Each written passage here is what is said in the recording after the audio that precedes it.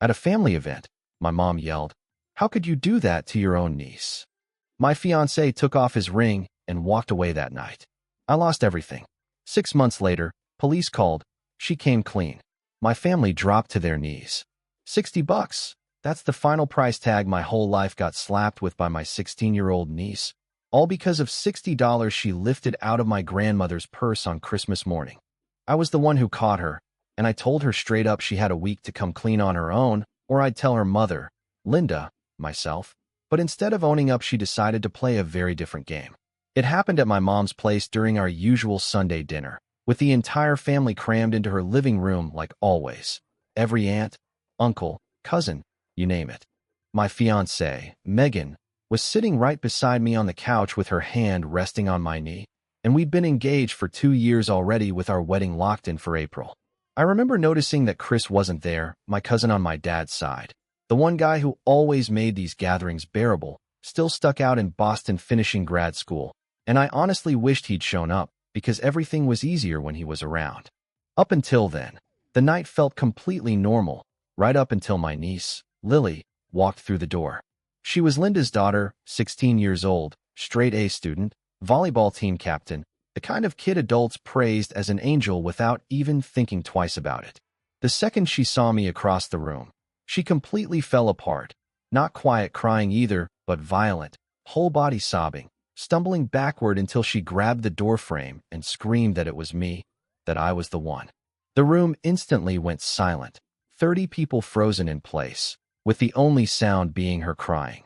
Linda rushed to her, panicking, asking what was wrong and what had happened, and Lily lifted a shaking finger toward me and said, through a cracking voice, that I'd touched her at the lake house last summer and told her no one would ever believe her. I couldn't move, couldn't speak, couldn't even breathe as she said it. The lake house trip had been August 14th through the 17th, and Lily had been there with her parents along with the rest of the family. But I hadn't gone because I was attending a work conference in Denver, with plane tickets, hotel receipts, badge scans, and photos with coworkers to prove it. Lily knew I wasn't there, and she chose those dates on purpose, but none of that came out of my mouth because my brain simply shut down trying to process that my own niece, the same girl I'd caught stealing just a week earlier, was accusing me of something that sick. My mom was the first one to stand, and for a split second I thought she was going to ask me what happened or give me a chance to explain, but instead she slapped me so hard across the face my head snapped sideways, and the mark stayed for hours. She screamed about how I could do that to my own niece, my own blood, and when I reached for my phone to pull up my flight confirmation and conference emails, my dad knocked it out of my hand and said he didn't want to see my excuses. He grabbed me by the collar, his face red and veins popping, calling me a sick bastard as he shoved me toward the door, and I barely caught myself against the wall while begging him, telling him I was in Denver and not even there. My brother Mark stepped in front of me with his fists clenched, calling me a monster, and when I begged them to just check the dates, my uncles, Frank and Doug, moved to block the front door. Frank, who'd spent 30 years as a cop and should have known better than anyone about evidence and due process, told me I wasn't going anywhere until I confessed, and not a single question was asked. I scanned the room, desperate to find just one face that didn't look at me like I was some kind of predator, and my eyes landed on Megan. We'd been together 4 years and were 6 months away from getting married, but she looked pale and shaky, staring at me like she didn't recognize me at all. I called her name and told her she knew me, that I'd never do something like that, but she didn't say a word as she slowly slid the engagement ring off her finger, set it on the coffee table, and walked out the front door without looking back. I watched my entire future walk out of my mother's house right then, and my mom started screaming for me to get out, telling me I wasn't her son anymore. Frank and Doug stepped aside, and I walked out alone, with no one following me, no one stopping me, and no one bothering to check a single date. I drove home, sat in my car in the driveway for 2 hours staring into nothing, and then everything kept getting worse. On the first day, Megan blocked me everywhere, and her roommate told me to leave before she called the police. By the second day, friends started texting, saying they'd heard things and asking if it was true because kids don't lie about that kind of stuff, and I knew the accusation was spreading. On the third day, HR called me into a room with 2 people from legal, suggested I take some time off, and even though there was no police report, no charges, and no investigation, I was given 15 minutes to pack my desk, while security walked me out. By the fifth day, my landlord called saying he'd heard troubling rumors and had families and kids in the building, giving me 30 days to move out. On the seventh day, I called my father and asked if anyone had even bothered to check whether I'd actually been at the lake house, reminding him I was in Denver with hotel records, flight manifests, conference attendance, and time-stamped photos. And after a long silence, he said he'd call me back, which he never did. 2 weeks later, I was living in a small apartment 3 hours away after paying 6 months rent up front because no one else would lease to me, using a new phone, a new email, and deleting all my social media with $34,000 in savings. No job, no family, no friends, and no fiancé. Just me and the silence. What hurt the most wasn't even the accusation itself, but the simple math of it all, because I had plane tickets, hotel confirmations, credit card receipts, badge scans, and even a photo of me and 6 coworkers at a Denver steakhouse on August 16th, while the lake house trip ran from the 14th to the 17th, meaning I wasn't even in the same state. This wasn't a matter of one person's word against another. It was airtight and provable, but not a single person asked. Not my parents, not Linda, not my brother, not Megan, and not even Uncle Frank the cop, where I was that weekend or whether I had an alibi. They didn't want proof, they wanted someone to blame, and because Lily was 16, a star student, and cried so convincingly while I was just a man, I was easier to sacrifice. I could have forced them to look at the evidence right there, but after watching my mother hit me, my father throw me out, and my fiancé walk away, I understood they weren't interested in the truth, so I let them have their villain and started planning how to rebuild myself from the ground up. For 6 months, I lived in that in-between space, scraping by on odd jobs for cash, knowing that someday I'd come back stronger than the lie that destroyed me. I scraped by doing handyman work and lawn care, little jobs for people who didn't ask questions or want details about my life.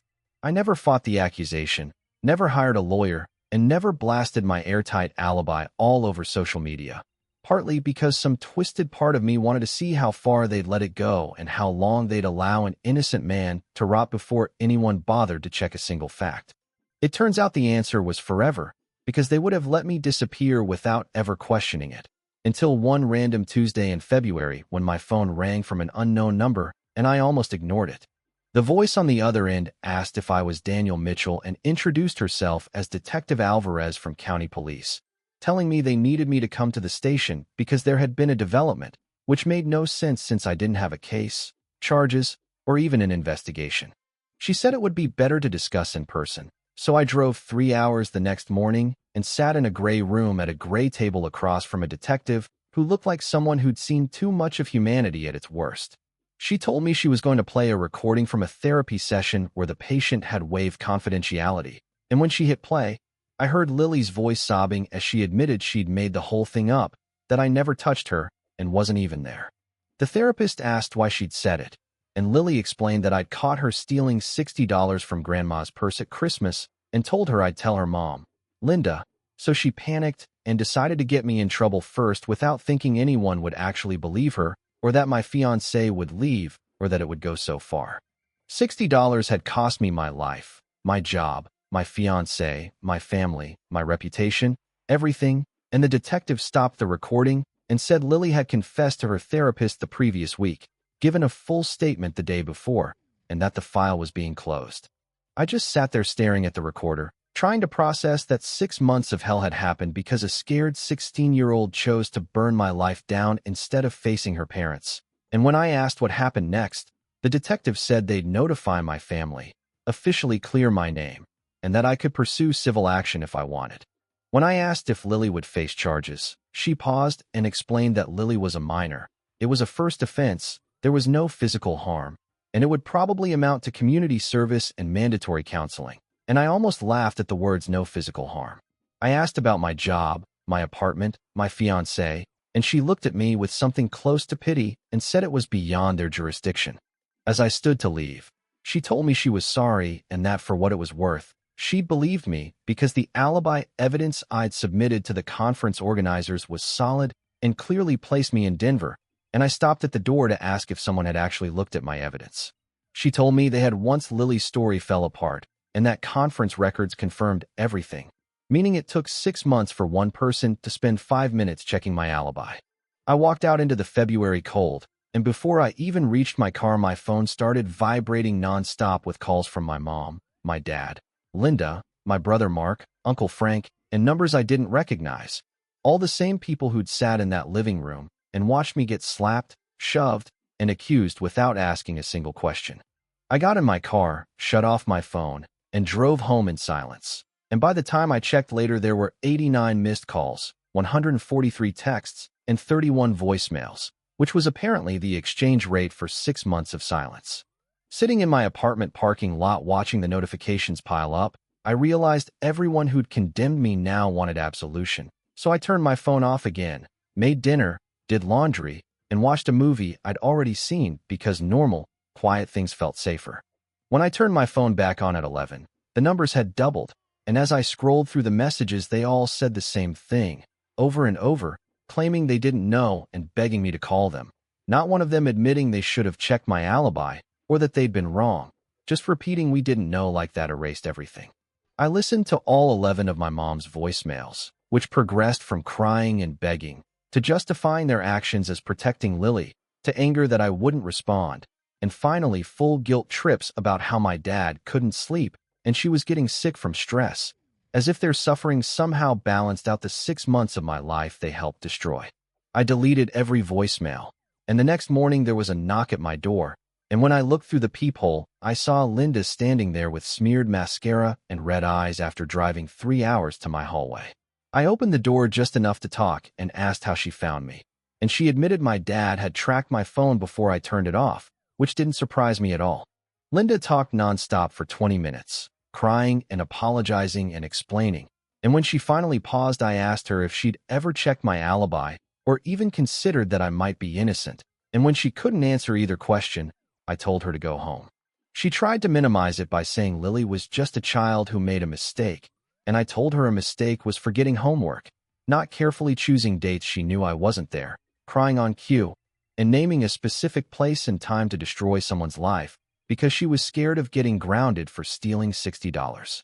I told her to get Lily therapy and whatever help she needed, but that I'd survived 6 months without them and would survive the rest of my life the same way. And then I closed the door while she cried in the hallway for 10 minutes. 2 days later, I got a 4-page single-spaced letter from my mom full of excuses and justifications about protecting Lily, and after reading every word, I lit it on fire in my sink and watched those empty apologies turn to ash. A week later, I got a text from an unknown number that simply said, "Daniel, it's Megan," and she told me she'd heard what happened, said she was sorry, and asked if we could talk. I just stared at the screen, thinking about the woman I was supposed to marry, the one who stood in that living room and made her decision in under 30 seconds. Ring off, set on the table, out the door, no questions asked. I typed back that she'd taken off her ring without asking me a single thing and that there was nothing left to talk about, and I watched the 3 dots appear, disappear, then show up again as she said she'd been scared, that everyone was yelling, and she didn't know what to believe but admitted she should have asked and should have trusted me. I told her she absolutely should have, and when she begged to meet in person because she needed to see me, part of me wanted to say yes, the part that remembered her laugh, the feel of her hand in mine, and the life I'd imagined for us. But another part remembered that when it mattered most, she chose fear over me. I told her she'd already shown me who she was when things got hard and that I believed her now. And when she said she loved me and never stopped, I told her love asks questions, love stays, and love doesn't abandon. She said people make mistakes like everyone else had been saying, as if that erased everything. And I blocked her number, set my phone down, and let myself briefly mourn the April wedding, her in white, and the future we'd planned that vanished because she chose fear over me. I'd loved her for 4 years and would have spent my life with her, but in 30 seconds she showed me exactly what that love was worth, and it was nothing. So I made dinner, watched TV, went to bed, and slept better than I had in months. 3 weeks later, something unexpected arrived in the mail, a letter from Uncle Frank, and I knew immediately it wasn't from my mom because the handwriting was his, stiff and formal, almost official in tone. He wrote that he'd hired an attorney to track me down and hoped I'd read what he had to say, admitting he was the one who blocked the door and told me I couldn't leave until I confessed, something he thought about every single day. He talked about his 30 years in law enforcement, how he knew better than anyone that you verify before you accuse, gather evidence, and ask questions, and how he'd done none of that with me, choosing instead to look at his own nephew and see a monster because a crying teenager pointed her finger.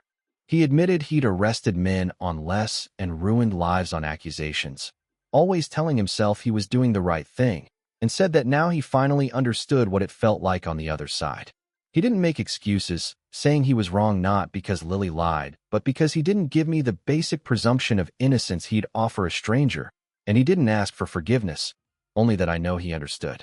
I didn't write back, but I kept the letter and read it 3 more times that week, noticing something new each time, like the fact he'd spent money to hire a lawyer just to find me and admitted his failure wasn't about her lie, but about betraying his own principles.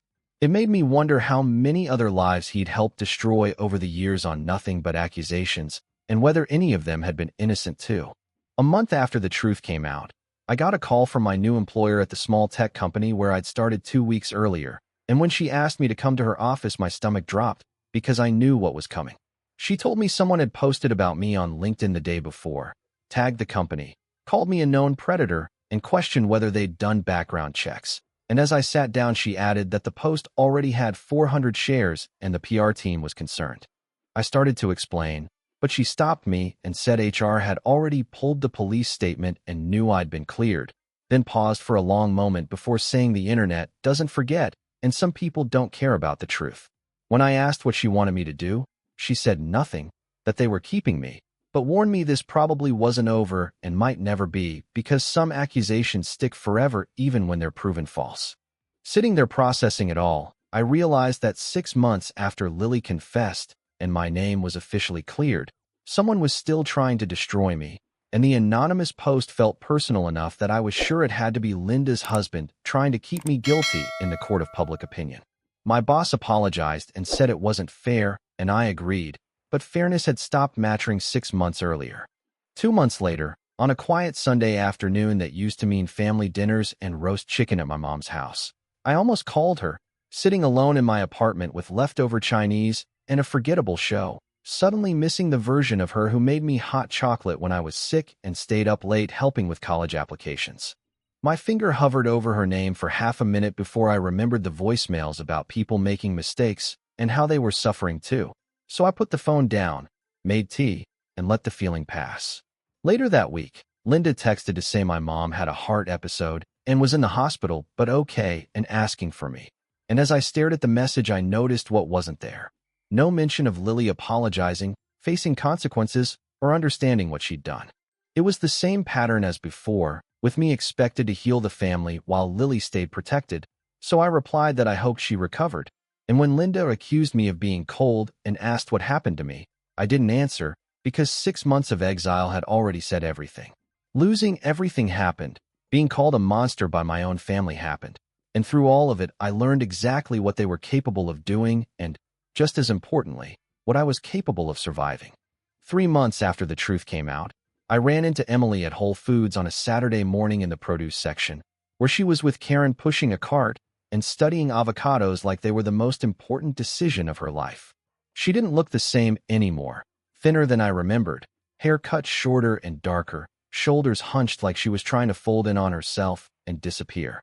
I stood there holding a bag of apples, watching my niece pretend everything was normal, until she looked up and saw me, and all the color drained from her face. For a long moment, neither of us moved as shoppers flowed around us like water around rocks, someone's cart bumping into mine without me even noticing. Emily's mouth opened, closed, then opened again, and Karen followed her gaze, turned, and said my name, but I set the apples down and walked out without looking back. Sitting in my car with my hands shaking on the steering wheel, I realized it wasn't anger I was feeling, but something harder to name, because she'd looked scared, genuinely scared, not the dramatic terror she'd performed in that living room, but real fear. I thought I'd feel satisfaction seeing the person who destroyed my life look broken, but instead I felt empty, because her fear didn't give me my job back, didn't bring Sarah back, and didn't return 6 months of my life. It only reminded me of what she'd taken. Part of me told myself good, that she should be scared and remember what she did every time she saw my face. But I drove home without buying groceries, made do with whatever was in my kitchen, and spent the rest of the day staring at the walls. For months after everything, Tyler called, and I'd only unblocked his number because he'd tried calling my job, and I'd told him never to do that again, though he apologized and said he was just worried. He asked if I was busy, said there was something he needed to tell me that nobody else would, and when I set my laptop aside and told him I was listening, he said he'd been quietly asking around trying to understand why everyone believed Emily so fast. After a long pause, he said she'd done this before, and the phone suddenly felt heavier in my hand as he explained that the year before the lake house, she'd accused a teacher of being inappropriate, claiming he touched her shoulder and made comments, which got him suspended immediately and then fired. 3 months later, Tyler said, Emily admitted she'd made it up because the teacher gave her a C on a paper she thought deserved an A, and the man didn't press charges, just wanted it over with, moved out of state, and changed careers entirely. I sat there in silence trying to process that Emily had already accused someone else, already ruined someone's life, and when I asked who knew about it, Tyler said Karen handled it quietly, made Emily apologize in private, and swept it under the rug.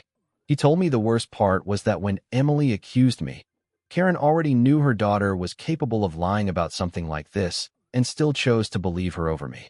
The room felt like it was closing in as Tyler explained that the family was still protecting Emily, still framing her as the victim of her own lie who needed support instead of consequences, while the teacher she destroyed was never mentioned again.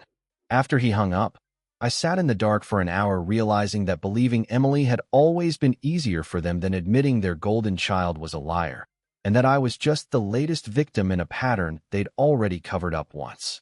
I thought about calling my mom and confronting her with what I knew, but I already knew how that would go, with excuses and minimizing and claims that Emily was just a child. Even though it wasn't different at all, it was the same pattern repeating. That night, I couldn't sleep, thinking about the teacher I'd never met, wondering if he'd asked the same questions I had and hoping he'd found peace somewhere else, built a new life, and was okay. 5 months after everything, I came home from work to find my dad's truck parked in my apartment lot with the engine off and him sitting inside staring at my building, looking older, smaller, and more tired than I remembered. I thought about walking past him and going inside, but knowing he'd driven 6 hours, I walked up to the window, and he rolled it down and said my name, telling me my mom wanted to come, but he told her no because he needed to do this himself. After a long silence, he admitted he threw me, his own son, grabbed me like I was nothing and shoved me toward the door, and as he spoke he started talking about teaching me to ride a bike, coaching my baseball team, and how proud he was when I got into college, before his voice broke thinking about the look on my face in that living room. He couldn't even finish his sentence, crying quietly with tears running down his weathered cheeks as he said he didn't know how to live with what he'd done, and I told him that wasn't my problem to solve. He wiped his face and said he wasn't asking for forgiveness, only that I know he finally sees what he did. I'll regret it until the day I die, he said quietly, then reached over to the passenger seat and picked up an envelope, telling me Emily had written something for me and that Karen made her do it.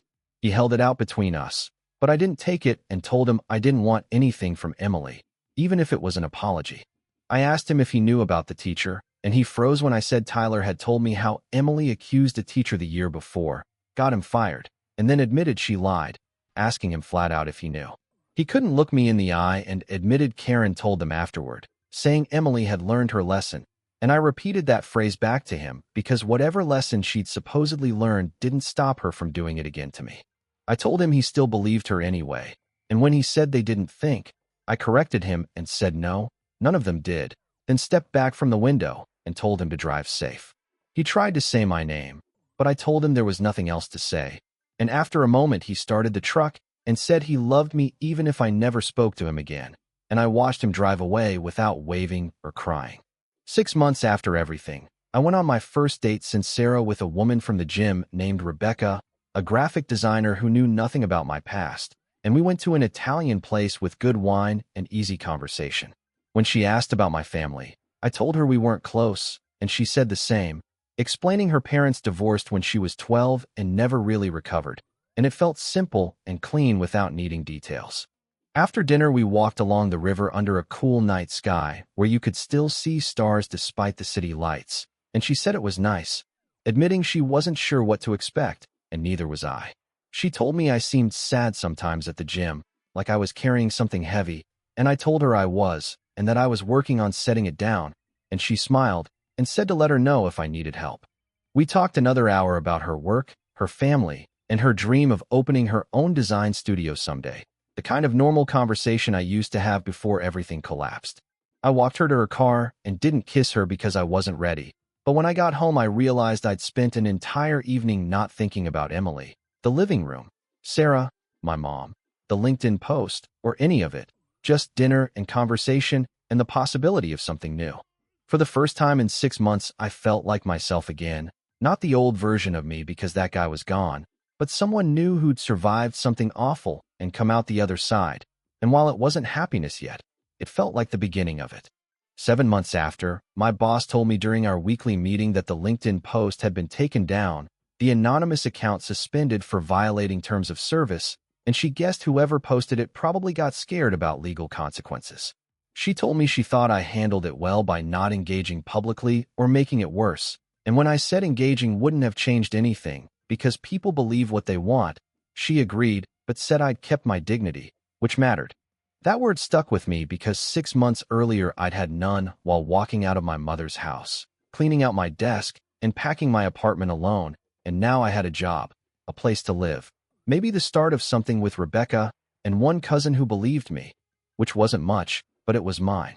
That night, I called Tyler to tell him the post was gone, thanked him for believing me through all of it, and he told me I was real family to him, not the kind that shares your DNA and throws you to the wolves. He mentioned Uncle Ray had called him and accused him of being disloyal for staying in touch with me, and Tyler told him loyalty goes both ways before Ray hung up, and I told Tyler I was sorry he got dragged into it, but he said he chose sides and chose the right one. We talked another hour about his job, his boyfriend Marcus, his place in Boston, and his thoughts about maybe moving back west someday, the kind of easy conversations families are supposed to have.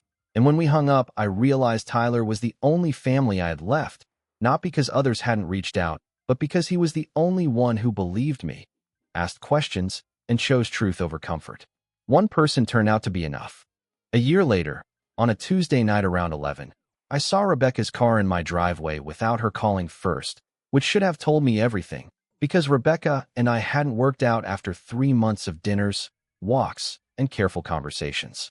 She was kind and patient and never pushed when I went quiet, but one night she asked about the weight I carried, and I told her the outline of it, the false accusation, my family believing it, losing my job, my fiancé, my life, and she listened before saying how horrible it was and how sorry she was. Then she said the way I talked about it was cold and clinical, like it happened to someone else, and when I told her maybe it did, because I wasn't the same person anymore, she said that was what worried her. 2 weeks later she ended things, saying she really liked me, but there was a wall around me she didn't think she could climb, and I understood and even felt a little relieved. A year and 3 months after everything, I saw Emily again at a coffee shop on a Saturday morning, sitting alone with her laptop open and typing, looking more normal than she had at the grocery store with less of that hunched posture and her hair grown out. She froze when she saw me at the counter, and after getting my coffee, I thought about leaving but instead walked over to her table and asked if I could sit, and she nodded barely. I sat across from the girl who destroyed my life over $60 and told her I wasn't there to yell, that I just wanted to understand something. And when she kept her eyes on the table, I asked her about the teacher before me and whether she'd thought about him when she accused me. Her head snapped up in surprise, and when I said Tyler told me about how she'd done the same thing before and gotten a teacher fired, she looked like she might cry and started to ask how Tyler knew, but I told her it didn't matter and asked her again to answer the question. There was a long stretch of silence before she finally spoke, barely loud enough to hear, saying she thought about him afterward, not before, and admitted that when she accused me, she was just scared about the stealing and about me telling her mom. I pointed out that meant she already knew she could lie, that she'd done it before and gotten away with it. And when she said she hadn't thought of it that way, I asked how she had thought of it, and she told me she panicked and decided that since I was about to ruin her life, she'd ruin mine first. I let that hang between us before asking if she truly understood what she'd done, reminding her that a teacher lost his career and I lost my fiancé, my job, my family, and my reputation. And when she said she knew, I challenged her by pointing out that she was still the golden grandchild, still protected and surrounded by excuses. She started crying then, real crying this time, not the performance I'd seen before, telling me she thought about it every day, couldn't sleep or eat, and that her therapist said she had severe anxiety and depression while her mom wouldn't let her out of her sight and her friends treated her differently now that everyone knew. I told her good, and she flinched as I said she should think about it every day, that she should feel anxious, and that she should have consequences, then leaned forward and told her plainly that I didn't forgive her and probably never would, because what she did wasn't a mistake or a panic but something evil. She was sobbing by then, but I told her I also wasn't going to spend my life hating her, because she wasn't worth that much of my energy, and that what was going to happen was simple. I was going to walk out of that coffee shop and do my best to never think about her again. When she asked if that was it, I told her it was. No forgiveness, no reconciliation, no closure, just being forgotten because she didn't deserve anything more. I stood up, and when she asked about the family and said her mom wanted me back, I told her I didn't care what her mom or my mom or anyone else said, because they all knew about the teacher, knew she'd done this before, and still chose to believe her over me, which told me exactly what I was worth to them. I picked up my coffee, walked out, and didn't look back. A year and 8 months later, my dad died of a sudden heart attack before the ambulance could even get there, and Tyler called to tell me, saying he thought I should know. I sat with the news that my father was gone. The same man who threw me across a room and called me a monster, who cried in his truck outside my apartment, and who taught me to ride a bike, throw a baseball, and be a man. Tyler asked if I was going to the funeral and told me my dad talked about me at the end, said his biggest regret was how he reacted that night, and that he died knowing his son never forgave him. And while Tyler said he wasn't trying to guilt me, just telling me what was said, I didn't go. I couldn't face that room or stand with people who'd made me an orphan long before my dad's heart gave out. But that night alone in my apartment I cried, not for the man who hurt me, but for the father who existed before that night, the one I'd lost twice, once in that living room and once forever.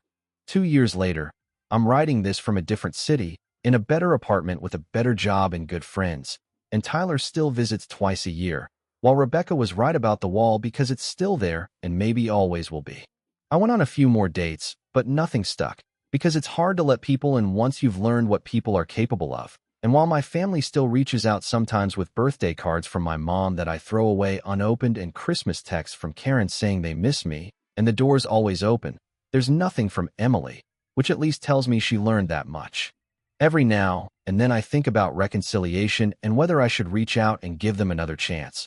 But then I remember the living room, the slap, the ring on the coffee table, and the teacher nobody talks about, and I decide I'm fine where I am. People ask if I regret cutting them off or if I miss having a family, and the honest answer is sometimes, because there are days I see fathers playing catch with their sons or mothers hugging their grown kids and families laughing together in restaurants, and I stop and watch for a moment before walking on. Then I remember those families didn't destroy their son over a lie.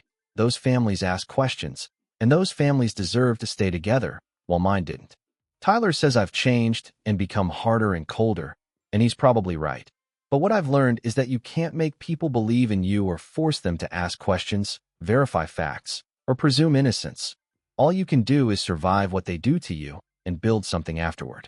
My life isn't perfect, and there are empty spaces where family should be and scars that still hurt when I touch them. But it's mine, built from the ashes of what they burned down, and nobody can ever take it away with a lie again. Sometimes people ask what I'd do differently if I could go back to that living room, stand in front of my mother before the slap, and pull out my phone to show the conference emails, hotel receipts, and time-stamped photos, and the honest answer is no, because if they needed proof to believe their own son, they never truly believed in me at all, and that's the truth I needed to see, even if it cost me everything.